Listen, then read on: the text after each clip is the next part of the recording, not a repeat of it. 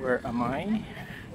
I'm on top of the Chocolate Hills in Bohol. That is how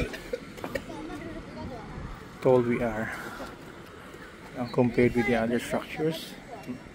You can see yung mga ATV sites, no, sa baba. You have a lot of mga foreign tourists, mostly foreign tourists. They change yung setup before you can drive your car on top. Now you have to leave it there, doon. So unahan na side. Then there's shuttle carrying all tourists. Medyo systematic, no? Yung entrance fee is 100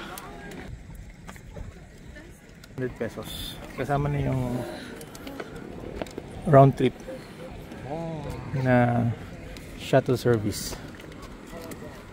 So they organize everything. Hinabol ko rin talaga dito because I was catching yung sunset. So ito marami tayong na cover na sites here in Bohol. These are the rolling chocolate hills in Carmen, Bohol. Okay. Yung ganun kataas. Before kasi alangan ako umakyat dito because super init, no? So hinabol ko, I was able to reach the destination mga almost past 4 o'clock. Less than an hour drive lang from Tagbilaran. Dito yung mataas na site na. Karamihan na siguro mga 90% are tourist. This is good also. Ayan yung mga view deck dito, huh? The view deck here. Oh, yan. Kasi yung dating mo dito mga between siguro 10 o'clock to 3 o'clock, super init. Wala kang ganang umakyat. Dito tayo. Ayan, very scenic yung... Ay, sorry.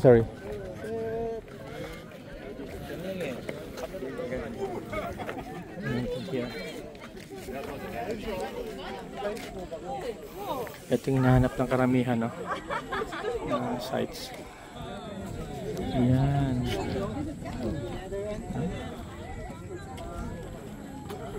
I rented a car as usual in my ocular sight analysis.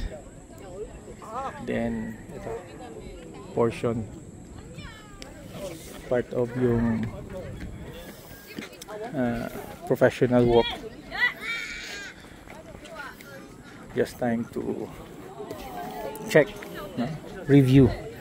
So bago ngayon, yung setup sa dito sa Chocolate Hills, bawal na yung sakyan iakyat.